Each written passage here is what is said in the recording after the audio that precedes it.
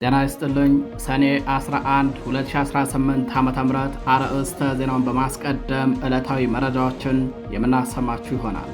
በሸዋ ጠቅላይ ግዛት በተጉለትና ቡልጋ እንዲሁም በሞዩ አማን ጉልት ቀበሌ አካባቢዎች በተደረጉ ከባድ ውጊያዎች የአገዛዙ ጦር እጅግ ከፍተኛ የሆነ ኪሳራን ተከናንቦ ሙትና ቁስለኛውን አዝረክርከው መፈርጠጡ ታወቀም።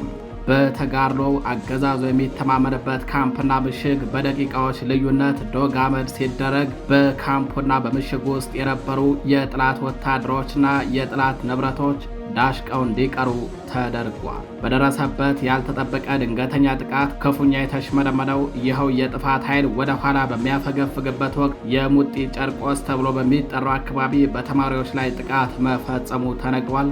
ተደምጡታላችሁ። በሌላኛው መረጃችን በፈረንሳይ በሚገኘው የአውሮፓ ምክር ቤት የሕግና ፍትህ ማዕከል ባለስልጣናትና የፓርላማ አባላት በኢትዮጵያ እየተፈጸሙ ያሉ ጥቃቶችን የተመለከተ ዝርዝር ገለጻ እንደተደረገላቸው ታወቀም። በመድረኩ ላይ ልዑል ዶክተር አስፋው ወሰን አስራት በዝምታ የሚፈጸመው የአማራ ስቃይ በሚል ርዕስ ባቀረቡት ገለጻ በሀገሪቱ ዘርና ሃይማኖትን መሰረት አድርገው የሚፈጸሙ የጦር ወንጀሎችና የሰብአዊነት ጥቃቶች ላይ ተጠያቂነት የሌለባቸው መሆኑን በማጋለጥ ለዓለም አቀፉ ማህበረሰብ የፍትህ ጥሪ አቅርበዋል። በተያያዘ ዜናም በነ ልዑል ዶክተር አስፋው ወሰን አስራት በኢትዮጵያ ውስጥ በአማራ ህዝብና በክርስቲያኖች ላይ ስለሚፈጸመው ጭፍጨፋም ገለጻ የተደረገለት የአውሮፓ የህግና የፍትህ ምክር ቤት በኢትዮጵያ ውስጥ በአማራ ህዝብና በኦርቶዶክስ ክርስቲያን ማህበረሰቦች ላይ እየተፈጸመ ያለው ግድያም፣ መፈናቀልና የአብያተ ክርስቲያናት መቃጠል እጅግ አሳሳቢ ደረጃ ላይ መድረሱን በሚመለከት ለተባበሩት መንግስታት ድርጅት የዘር ፍጅት መከላከል ቢሮ ይፋዊ አቤቱታ አቀረበ።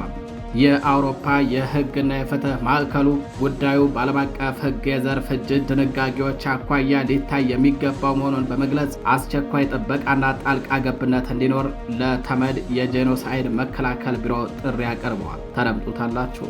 የተከበራችሁ አድማጭ ተመልካቾቻችን እነዚህንና ሌሎች የዛሬ ሰኔ 11 2018 ዓ.ም የግንባር መረጃዎችን እንዲሁም ሌሎች የሀገር ውስጥና የውጭ መረጃዎችን አጠናቅረን ይዘን ቀርበናል። አብራችሁን ቆዩ።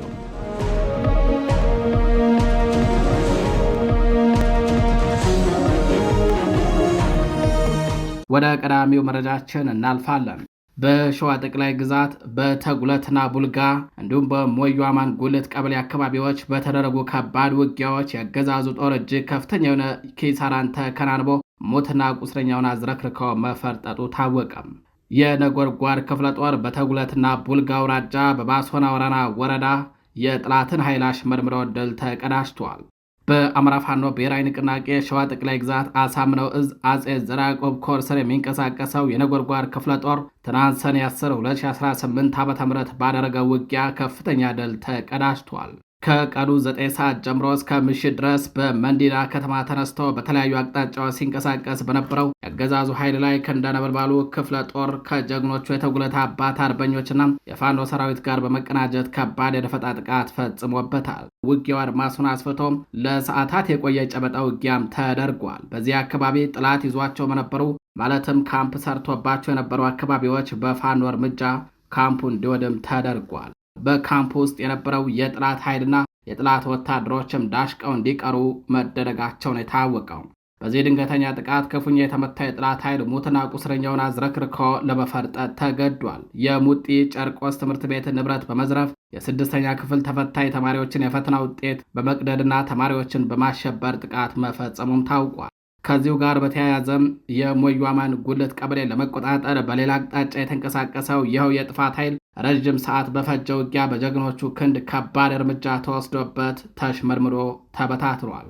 በውጊያው ቁጥራቸው በውል ያልታወቁ የአገዛዙ ወታደሮች ሲገደሉ፣ ሁለት ከባድ ቁስለኞችን በመያዝ ወደ መነሻቸው መንዲዳ ከተማ ለመሸሽ መገደዳቸው ነው የታወቀው።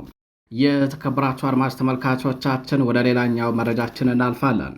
ለአውሮፓ ህብረት የህግና የፍትህ ማዕከል ባለስልጣናት ትናንት ከቀትር በኋላ ኢትዮጵያ ውስጥ እየተፈጸሙ ያሉ ጥቃቶችን የተመለከተም ገለጻ መደረጉ ተነግሯል። የአውሮፓ የህግና የፍትህ ማዕከል ከቀናት በፊት ሽትራስቡርግ ፈረንሳይ በሚገኘው የህብረቱ ምክር ቤት በጎን በሚካሄድ መድረክ ኢትዮጵያውያን ላይ እየተፈጸመ ስላለም ወከባና ጥቃት እንደሚያደምጥ አሳውቆ ነበረም። በቀጠሮ መሰረት በትናንትናው ዕለት የመድረኩ ዋነኛ ተናጋሪ ልዑል ዶክተር አስፋው ወሰን አስራት በተለይም በዝምታ የሚፈጸመው የአማራ ስቃይ በሚል ርዕስ ዝርዝር ገለጻ አድርገዋል። ልዑል ዶክተር አስፋው ወሰን አስራትን በማስተዋወቅ የጀመሩት መድረኩን ከጋበዙት የአውሮፓ ምክር ቤት አባላት አንዱ ባደረጉት የመክፈቻ ንግግር ኢትዮጵያ ውስጥ በአንድ አቅጣጫ ብቻ የእርስ በርስ ጦርነት ብቻ ያለ ይመስለኝ ነበር ያሉ ሲሆን ከሚደርሷቸው መረጃዎች ግን ጥቃት፣ ግጭቱ በየቦታው መሰራጨቱን መረዳታቸውን ተናግረዋል። ዶክተር አስፋው ወሰን በበኩላቸው በገለጻቸው ኢትዮጵያ ውስጥ በሲቪሎች ላይ እየተፈጸመ ነው ያሉትን ጥቃትና ግድያን መንግስት ማስቆም አልቻለም ሲሉ ወቅሰዋል። ብዙ ጊዜ መንግስት ሚና ምንድን ነው እያልኩ ጠይቃሉ ያሉት ልጅ ዶክተር አስፋው ወሰን አስራት ቅድሚያም የህዝቡን ደህንነት ማስከበር የመንግስት ኃላፊነት እንደሆነ አጽንኦት ሰጥተዋል። የአፍሪካ ህብረትን ጨምሮ በርካታ ዓለም አቀፍ ተቋማትን በምታስተናግደው ታሪካዊት ሀገር ኢትዮጵያም የግለሰቦችና የሀገር ደህንነት አሳሳቢ ደረጃ ላይ መሆኑን በመግለጽም ይህ ሁሉ በቂ የመገናኛ ብዙሃን ሽፋንና ትኩረት እንዳላገኘም አመላክተዋል። ኢትዮጵያ ውስጥ እየተፈጸመ ነው ላሉት ዘርና ሃይማኖትን መሰረት ላደረገ ጥቃት ተጠያቂነት እንደሌለ በማመልከትም ፍትህና ተጠያቂነት እንዲኖር ጥሪ አቅርበዋል። በዛሬዋ ኢትዮጵያ ውስጥ በመንግስትም ሆነ በታጣቂ ኃይሎች የሚፈጸሙ የጦር ወንጀሎች፣ በሰብአዊነት ላይ የሚፈጸም ወንጀልና የዘር ፍጅት ተጠያቂነት የሌለበት ነው ሲሉም ተችተዋል። ገለጻውን ካደመጡ የአውሮፓ ፓርላማ አባላት አንዱ ለምንድን ነው መንግስት የራሱ ህዝብ ላይ በሰው አልባ አውሮፕላን እንዲሁም በሌሎች የጦር መሳሪያዎችም ጥቃት የሚያደርሰው ሲሉም ጠይቀዋል። በምላሻቸው ኢትዮጵያ ውስጥ የክፉ ነገሮች ሁሉ ምንጭ ህገ መንግስቱ ነው ያሉት ዶክተር አስፋው ወሰን ከዓለም በጎሳ ላይ የተመሰረተ ፌዴራሊዝም ያለባት ሀገር ኢትዮጵያ ብቻ እንደሆነችም ጠቁመዋል። በኢትዮጵያ ብቻ ሳይሆን በሌሎች በርካታ ጎሳዎች ባሉባቸው የአፍሪካ ሀገራት የፖለቲካ አካሄድ አንድነት በልዩነት ልዩነት በአንድነት የሚል መሆን እንደሚገባውም ሀሳባቸውን አጋርተዋል። በተያያዘ ዜና የአውሮፓ የህግና የፍትህ ማዕከል ኢትዮጵያ ውስጥ እየተባባሰን ያለውን ግድያ አስመልክተው ለተባበሩት መንግስታት ድርጅት ተመድ የዘር ፍጅት መከላከል ቢሮ ጥሪ አቀረበም። ማዕከሉ በቅርቡ አርሲ ዞን አሰኮ ወረዳ በትንሹ 37 የኦርቶዶክስ ክርስቲያኖች መገደላቸውን፣ አብያተ ክርስቲያናት መቃጠላቸውን አመላክቷል። ማዕከሉ ባወጣው ማሳሰቢያ ኢትዮጵያ ውስጥ አጠቃላይ ምርጫ በሚካሄድበት ወቅት በአንድ ወገን ክርስቲያኖች ሟች ወገኖቻቸውን ይቀብሩ ነበር፣ በሺዎች የሚቆጠሩ ሲቪሎችም ከመኖሪያ ቀያቸው ይሳደዱ፣ ይፈናቀሉ እንደነበር ገልጿል። ግድያው ኦሮሚያ ክልል ውስጥ ክርስቲያኖች ላይ በተደጋጋሚ ከተፈጸሙ ጥቃቶች በቅርቡ የተፈጸመ መሆኑን በማመልከት ድርጊቱ በመላው ኢትዮጵያ በአማራ ሕዝብ ላይ የተደረገ ያለውን ግፍና ጭካኔን የጨመረ ስጋት ነው ብሏል። የሁኔታውን መባባስ ምክንያት በማድረግ የአማራ ሕዝብና በኢትዮጵያ ውስጥ ያሉ የክርስቲያን ማህበረሰቦች እያጋጠሟቸው ያሉ አደጋዎችን በተመለከተም የአውሮፓ የሕግና የፍትህ ማዕከል አስቸኳይ አቤቱታውን ለተመድ የዘር ፍጅት መከላከል ቢሮ አቅርበዋል። ማዕከሉ የኢትዮጵያ መንግስት ምርጫ በሚካሄድበት ዕለት በሽርካ ወረዳ 2 ዘመዳማቾች በጌዴኦ ቅድስት ማርያም ቤተ ክርስቲያን መቀበራቸውን የግለሰቦቹን ስም ጭምር በመጥቀስ ገልጿል። በዋዜማው ታጣቂዎች ወደ ቤታቸው ገብተው ከብቶቻቸውንና ሌሎች ንብረቶቻቸውን ሰርቀዋል። የሰዎቹን አስክሬን ከቤታቸው 10 ኪሎ ሜትር ርቀት ላይ ሜታና ጋዶ በተባለ ስፍራ መገኘቱን አመላክተዋል።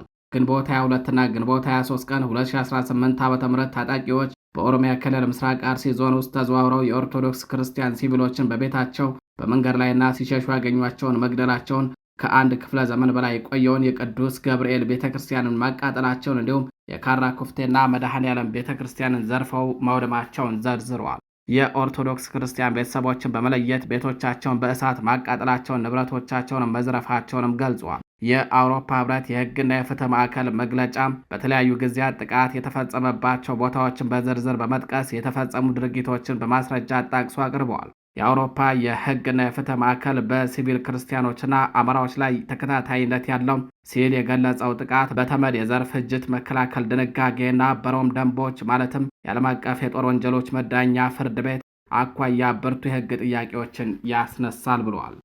አድማጭ ተመልካቾቻችን ወደ ሌላኛው መረጃችን እናልፋለን። የአገዛዙ ሰራዊት ከእብናት ዘሃ ቦረን መስክ፣ ከአዲስ ዘመን አምቦ ሜዳ፣ ከደብረ ታቦር ሐሙሲት ቦረን መስክ እንዲሁም ከአለም በር ጎንደር በር አምቦ ሜዳ ባሉ ቁልፍ ስልታዊ ተራራማ ስፍራዎች ላይ ለመንቀሳቀስ ባደረገው ሙከራ በጀግናው የፋኖ ኃይል ተካቦ አከርካሪው መሰበሩ ታወቀም። በተካሄደው የጨበጣ ውጊያ የጥላት ኃይል ከፍተኛ የሰው ኃይል ኪሳራ አስተናግዶ ሙትና ቁስለኛው በዛው በጦር ግንባር ዳሽቆ የቀረበት ሲሆን የድሽቅ አውቶማቲክ መሳሪያና ሌሎች የቡድንና የነፍስ ወከፍ መሳሪያዎች በፋኖ ቁጥጥር ስር ውለዋል። የጸረ አብይ አህመድ ወንበር ጠባቂ ወታደሮች ትናንት በጎንደር ጠቅላይ ግዛት ከባድ እርምጃ ተወስዶባቸዋል።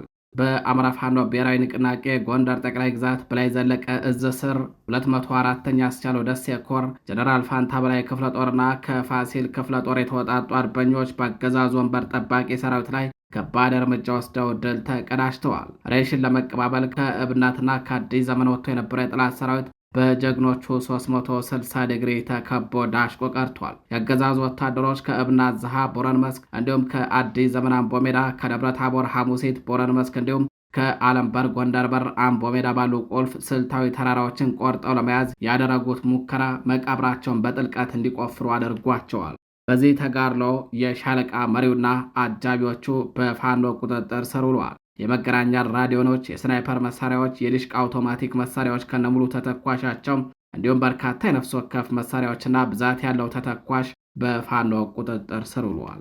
አድማጭ ተመልካቾቻችን ወደ ሌላኛው መረጃችን እናልፋለን። አገዛዙ ከትላንት ሰኔ 10 ጀምሮ እስከ ቀጣይ ሐምሌ 10 ድረስ የሚቆይ ተከታታይ የሌሊት አፈና፣ የድሮን ጥቃት፣ ከፍተኛ የፕሮፓጋንዳ ዘመቻ ሊያካሄድ ስለማሰቡ ተሰምቷል። በቀጣይ የሚካሄዱ ውጊያዎችንም የሚመራ ለጠቅላይ ሚኒስትሩ ተጠሪ የሆነ የውጊያ ኮማንድ ፖስት መቋቋሙም ተነግሯል። አገዛዙ የፋኖን የውጊያ ስልት ውስብስብና የኃይል ሚዛንን የሚፈታተን ሲል የገለጸው ሲሆን ይህንን ለመፍታትና ለማምከንም ከትናንት ሰኔ 10 ጀምሮ እስከ ቀጣይ ሐምሌ 10 የሚቆይ የአንድ ወር አዲስ የጥፋትና የፕሮፓጋንዳ ዘመቻ ለመጀመር ማቀዱም ተጋልጧል።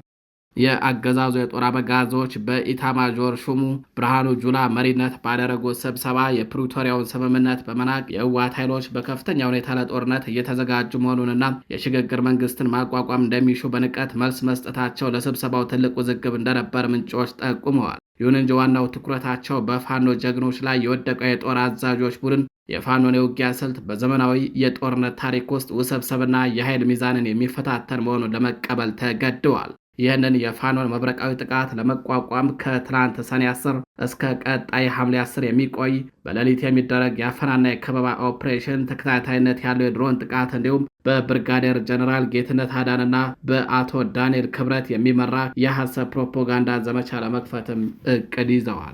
ቀጣዩን የውጊያ ምዕራፍ በበላይነት ለመምራት ለጠቅላይ ሚኒስትሩና በወታደራዊ ካውንስሉ ተጠሪ የሚሆን የውጊያ ኮማንድ ፖስት መዘጋጀቱም ተገልጿል። መረጃውን ያደረሱ ምንጮች እንደገለጹት አገዛዙ በቅርቡ ፋኖ እጅ ሰጥ የሚል የሐሰት ፕሮፓጋንዳ ለመንዛት እየተዘጋጀ መሆኑን የአማራ ሕዝብና የፋኖ ጀግኖች ይህንን ተንኮል በጥንቃቄ እንዲያልፉ ሲሉም ምክረ ሐሳብ ለግሰዋል። አድማጭ ተመልካቾቻችን ወደ ሌላኛው መረጃችን እናልፋለን። በአማራ ፋኖ ብሔራዊ ንቅናቄ ወሎ ቤት አማራ ምኒልክ ዕዝ 105ኛ ኮር በሚያስተዳድራቸው ቀጠናዎች የ6ኛ ክፍል ክልል አቀፍ ማጠቃለያ ፈተናዎችን ያለምንም የጸጥታ ችግር እጅግ ስኬታማ በሆነ ሁኔታ ማጠናቀቁን አሳወቀም። መማር እውቀትን፣ ክህሎትን እንዲሁም መልካም ባህሪን አጣምሮ የሚይዝ የጥበብ መንገድ ነው ብሏል ኮሩ። ትምህርት ግለሰቦች ብቻ ሳይሆን አንድን ማህበረሰብ በእውቀትና በስነ ምግባር ታንጸው ለሀገራቸውና ለወገናቸው የሚጠቅመው አዎንታዊ አስተዋጽኦ እንዲያበረክቱ ከማስቻሉም በላይ ማህበራዊ ፍትህንና ኢኮኖሚያዊ ለውጥን ለመገንባት ቀዳሚውን ሚና ይጫወታል ይላል። የ6ኛ ክፍል ክልል አቀፍ ፈተና አፈታተን በመልካም ሁኔታ እንዲጠናቀቅ የሚያስችል ኦሪየንቴሽን ከሰኔ 7 ጀምሮ ለሚመለከታቸው ባለድርሻ አካላት በመስጠትና እንዲሁም ደግሞ ክትትል በማድረግ ፈተናው ተጀምሮ እስኪጨረስ ድረስ ልዩ ትኩረት በመስጠት እንደተሰራም ታውቋል። የ105ኛ ኮር አመራሮች ለተከታታይ 3 ቀናት ኮሩ በተቆጣጠራቸው በ11 ወረዳዎች በሚገኙ የገጠር ቀበሌዎች ያለአንዳች ኮሽታ ፈተናው በሰላም እንዲጠናቀቅ ማድረግ መቻላቸው ታውቋል። ኮሩ የፈተና ወረቀቶችና ተያያዥ ቁሳቁሶች ያለምንም መጓተትና የጸጥታ ስጋት ወደ ፈተና ጣቢያዎች ከፍተኛ ጥንቃቄ በተላበሰ መልኩ እንዲጓጓዙ ማድረጉን አስታውቋል። 105ኛ ኮር በሚያስተዳድራቸው በወሎ ቤት አማራ ምዕራብ ወረዳዎች ማለትም መቅደላ ወረዳ 31 የገጠር ቀበሌዎች፣ አምራ ሳይንት ወረዳ 34 የገጠር ቀበሌዎች፣ ማል ሳይንት ወረዳ 17 የገጠር ቀበሌዎች፣ መካነ ሰላም 36 የገጠር ቀበሌዎች፣ ጃማ ወረዳ 24 የገጠር ቀበሌዎች፣ ወግድ ወረዳ 34 የገጠር ቀበሌዎች፣ ከላላ ወረዳ 42 የገጠር ቀበሌዎች፣ ለጋምቦ ወረዳ 41 የገጠር ቀበሌዎች፣ ወረኢል ወረዳ 18 የገጠር ቀበሌዎች፣ ለገሄዳ ወረዳ 17 የገጠር ቀበሌዎች እንዲሁም ተንታ ወረዳ ስር በሚገኙ የገጠር ቀበሌዎች ውስጥ ባሉ የፈተና ጣቢያዎች ሙሉ ቁሳቁስ በአማራ ፋኖ እጀባና ጥበቃ ተደርጎለት በሰላም መጠናቀቁ ተገልጿል። ፈተናው ከመጀመሩ በፊት የነበሩ ቅድመ ዝግጅት ስራዎችም ሙሉ በሙሉ ሲጠናቀቁ መቆየታቸውና የአማራ ፋኖ ትምህርት እንዲጀምር መፍቀዱም የሚታወስ ነው። ይህ ስኬት ሊመዘገብ የቻለው ፋኖ ከተማሪዎች ከወላጆችና ከመምህራን ጋር ባለፉት ተከታታይ ወራቶች በተሰሩ ስልታዊ ውይይቶች በመሆኑ ተማሪዎች በስነ ልቦና ሳይሸበሩ በትምህርት ገበታቸው ላይ ብቻ ትኩረት አድርገው ውጤታማ እንዲሆኑና ምቹ ሁኔታን በመፍጠር አይተኬ ሚና ተወጥተዋል። ተፈታኝ ተማሪዎች በተሰጣቸው የፈተና አሰጣጥ ኦሪየንቴሽን መሰረት የፈተናውን ሕግና ደንብ አክብረውና ተረጋግተው እንዲፈተኑ በኮሩ ስር የሚገኙ 5 ክፍለ ጦሮችና በርካታ ብርጌዶች አመርቂ ስራ ሰርተዋል። የተከበራችሁ አድማጭ ተመልካቾቻችን መረጃዎቻችን እንደቀጠሉ ናቸው። ወደ ጎረቤት ሀገር መረጃዎቻችን እናልፋለን። የኤምኤስኤፍ ሰራተኞች ለምግብ ድጋፍ ወሲብ በመጠየቅ በሱዳናውያን ስደተኞች ላይ ጥቃት መፈጸማቸው ተጋለጠ። በፈረንሳይ ምህፃሩ ኤምኤስኤፍ በመባል የሚታወቀው ዓለም አቀፉ የድንበር የለሽ ሐኪሞች ድርጅት ሰራተኞቹ የእርስ በርስ ጦርነት በመሸሽ ደህንነት ፍለጋ በተሰደዱ ቢያንስ 59 ሱዳናውያን ስደተኞች ላይ ወሲባዊ ጥቃት በመፈጸም መከሰሳቸውን አምነዋል። ታዳጊ ሴቶችም ጭምር ለጥቃት የተዳረጉ ሲሆን በምግብ ወይንም በስራ ዕድል ምትክ በተደጋጋሚ ወሲብ እንዲፈጽሙ ይጠየቁ ነበር ተብሏል። ወሲባዊ ጥቃቶች የተፈጸሙት እስካሁን ድረስ የቀጠለው የሱዳን እርስ በርስ ጦርነት ከተቀሰቀሰም ከ1 ዓመት ገደማ በኋላ በምስራቅ ቻድ ውስጥ በአውሮፓውያኑ 2024 እንደነበር ተገልጿል። የሕክምና ረድኤት ድርጅቱ ኤምኤስኤፍ በድርጊቱ ጥፋተኛ ናቸው ያላቸውን 18 ሰራተኞቹን ከስራ ማሰናበቱን ቢገልጽም ሌሎች በወንጀሉ የተጠረጠሩ ግለሰቦችን ማንነት ግን ማወቅ እንዳልቻለ ለአሶሺየትድ ፕሬስ አስታውቋል። የሕክምና ረድኤት ድርጅቱ ለወሲባዊ ድርጊት ሰዎችን ማዘዋወር ተብለው ሊጠቀሱ የሚችሉ ተደጋጋሚ ድርጊቶችን ማግኘቱን በሐምሌ ወር ባወጣው የውስጥ ሪፖርቱ ይጠቁማል። ከተጎጂዎች መካከል አንዳንዶች አስፈላጊውን ድጋፍ እንዳይቋረጥባቸው በመስጋት ስለተፈጸመባቸው ጥቃት ከመናገር መቆጠብ እንደሚመርጡ ዘገባው ጠቅሷል። ጥቃቱን ሪፖርት ያደረጉትም ቢሆኑ አንዳንዴ ምንም አይነት ምላሽም ሆነ ድጋፍ እንዳላገኙ ኤምኤስኤፍ በራሱ ሪፖርት ላይ ያመነ ሲሆን የቅሬታ ማቅረቢያ ስርዓቱን በአብዛኛው ውጤታማ አልነበረም ተብሏል። ኤምኤስኤፍ የወሲባዊ ጥቃት ድርጊቱን ለመረመሩ የአሶሺየትድ ፕሬስ ጋዜጠኞች በሰጠው ምላሽ ይህ የሥነ ምግባር ጉድለት የኤምኤስኤፍ እሴቶችንና ኃላፊነቶችን በከፍተኛ ሁኔታ የጣሰ ነው፣ በደረሰው ጉዳትም ክፉኛ አዝነናል ብሏል። ሱዳን በሀገሪቱ ወታደራዊ ኃይልና የፈጥኖ ድራሽ ደጋፊ ኃይሎች መካከል በተፈጠረው የስልጣን ሽኩቻ ምክንያት ከ3 ዓመታት በፊት ነበር ወደ እርስ በርስ ጦርነት የገባቸው። ከ11 ሚሊዮን በላይ ሰዎች ከቀያቸው የተፈናቀሉበትና 28 ሚሊዮን የሚሆኑት ደግሞ ለከፋ ረሃብ የተጋለጡበት ይህ ጦርነት በአሁኑ ወቅት በዓለም ላይ አስከፊው ሰብአዊ ቀውስን ያስከተለ የእርስ በርስ ጦርነት መሆኑ ይገለጻል። ምንም እንኳን ትክክለኛው የሟቾች ቁጥር ባይታወቅም ጦርነቱ ቢያንስ የ150 ሺህ ሰዎችን ሕይወት እንደቀጠፈና ሟቾቹ እስከ 400 ሺህ ሊደርሱ እንደሚችሉ ይታመናል። በዚህ የእርስ በርስ ጦርነት ውስጥ መጠነ ሰፊ የወሲብ ጥቃት እንደ ጦር መሳሪያነት በሰፊው ጥቅም ላይ መዋሉ የተመዘገበ ሲሆን ሕፃናትን ጨምሮ ወንዶችና ሴቶች የጥቃት ሰለባ ሆነዋል። የተከበራችሁ አድማጭ ተመልካቾቻችን ለዛሬ ሰኔ 11 2018 ዓ.ም ይዘናቸው የነበሩት ዕለታዊ መረጃዎቻችን እነዚህን ይመስላሉ። ከቀሪ የጣቢያችን ዝግጅቶች ጋር ቸር ቆዩ።